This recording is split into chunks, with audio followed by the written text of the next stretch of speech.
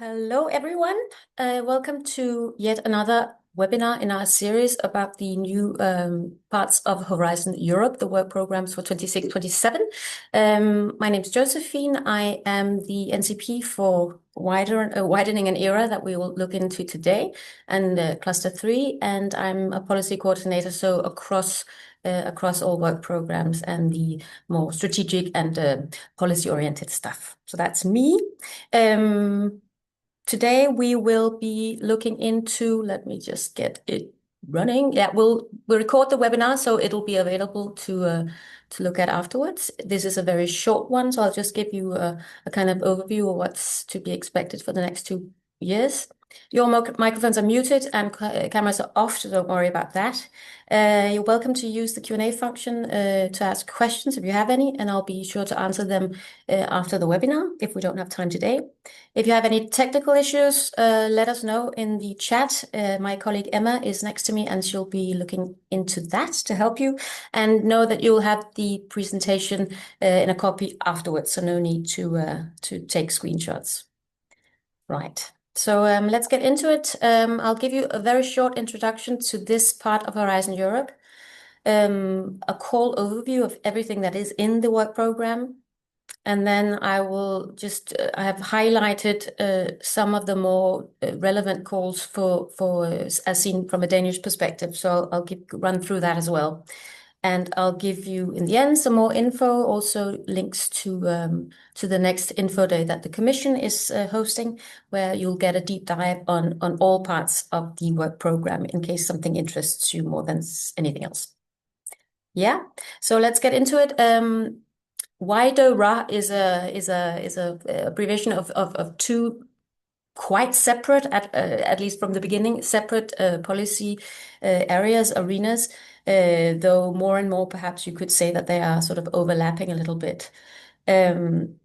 Widening means support for the member states and associated countries that sort of historically have been finding it challenging to participate in Horizon Europe, at least if we look at the numbers. The ERA part is aimed at helping implement this policy agenda called the European Research Area, which is a treaty-based policy that we're working on. It's basically about trying to realize a true internal market for knowledge and researchers across Europe.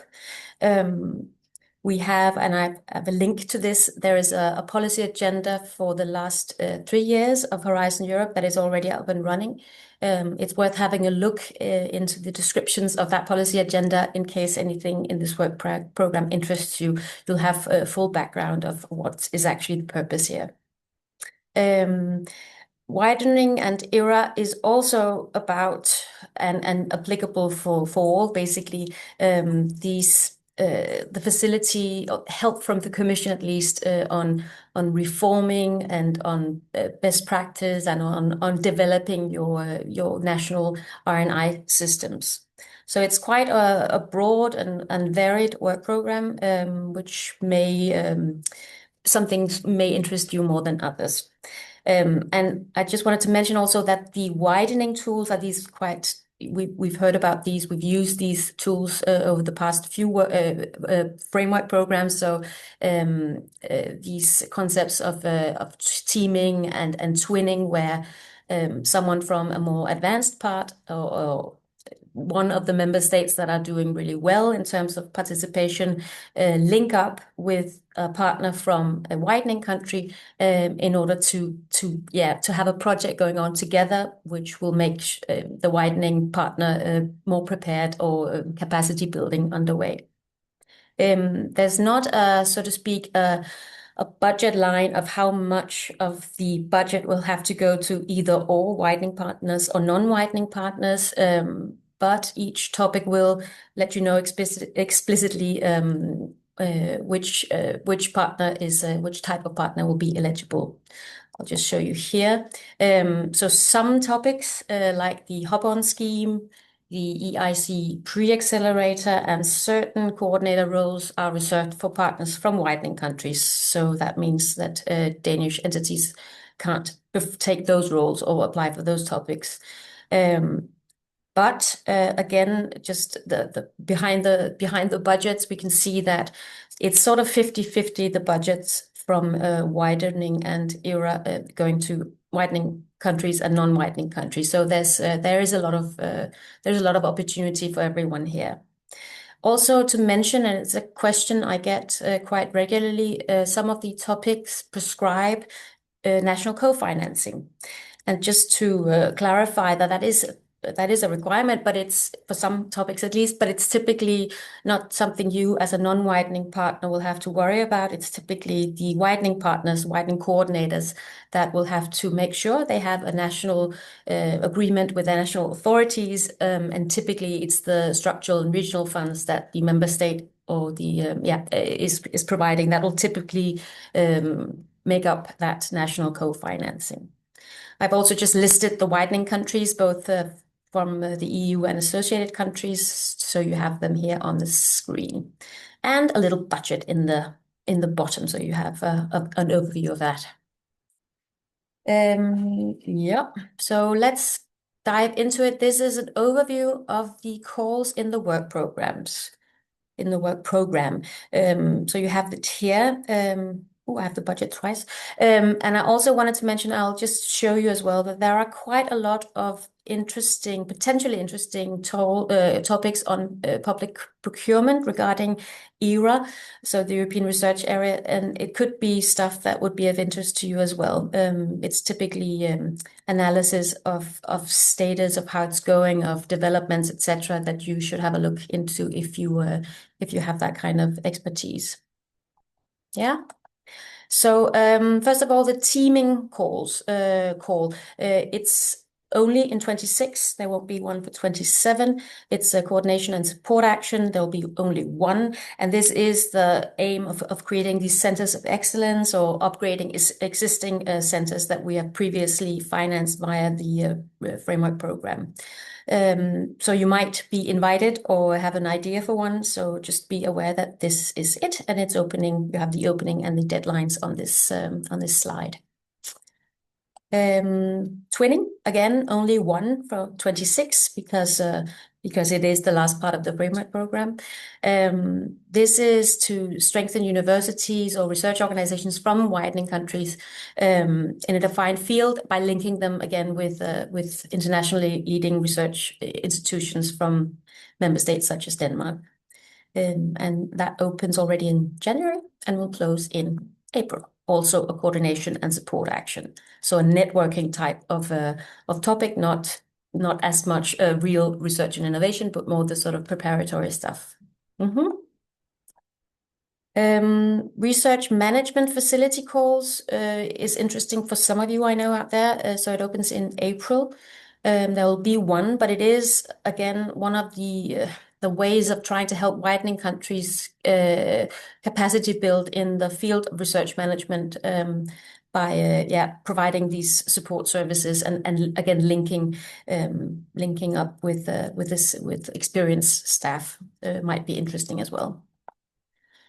We have these ERA fellowship calls. I just wanted to mention them here because just so you have them, it's basically linked to the Marie Sklodowska-Curie actions, the postdoctoral fellowships.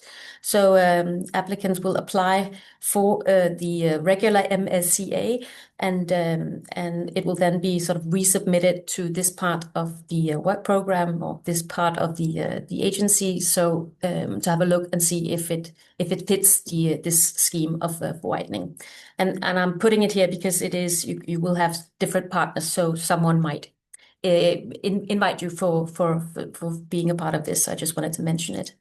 There are one in 26 and one in 27 again. And as you see, there are quite a number of these fellowships up for grabs.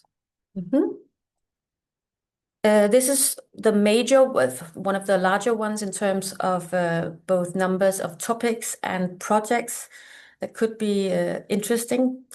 And we have stuff like open access and ethical use of ethical research and how to basically support this whole knowledge valorization goal in terms of academic startups, how you get to spin out, how you do all these kinds of things. Quite interesting. And there's also a hackathon for European citizens, which might also be of interest to you. So a little bit of different stuff, very era related, that could be interesting, but only one regular research and innovation action. This has already been open and closes in March. And this is for the next round of topics that will open. Why did I have the same date? I have the wrong date, I think. I'm sorry. I'll check that and correct it for the slides. But just to see, it's the same kind of stuff. It's might be of great interest to Danish participants. Let me just check. Okay, so here we go with the ERA chairs, which is also kind of a familiar concept to those who are experienced with the framework programs and research managers calls. Again, it is again about linking widening countries and non-widening countries to help support the development of the European research area as such. And there will be 2 topics opening in 27. Excellence hubs, they are networks of innovation that have been established in widening countries. And this is legal entities from non-widening countries can join if the consortium needs it, basically. So that might also be of interest to you to just know if you're invited, then this is where to look. And there'll be quite a lot of these 30 projects in the call that closes in March 27. And as I mentioned at the beginning, there are a lot of several public procurement calls that could be interesting to those of you with experience on this. Perhaps those of you who do this on a regular basis, that you should have a look at. So learning labs, there's a gender aspect, there's stuff on Euraxis, so this common portal that universities use across Europe to make public applications for new roles or positions within universities. So have a look at that also if that's interesting. And just briefly, we've had an info day last week, which was quite useful on the ERA part, which you should have a look at. The recording is out there, and you can just see a deep dive on each of the potential topics. There'll be a brokerage event on the 17th of December. And online, again, in January, there'll be a widening day, so an info day on the European Commission's website. So have a look at that if you are interested in any of these headlines and would like to know a little bit more. Yeah, so finally, just a quick word. I represent Eurocenter in the Agency for Higher Education and Science.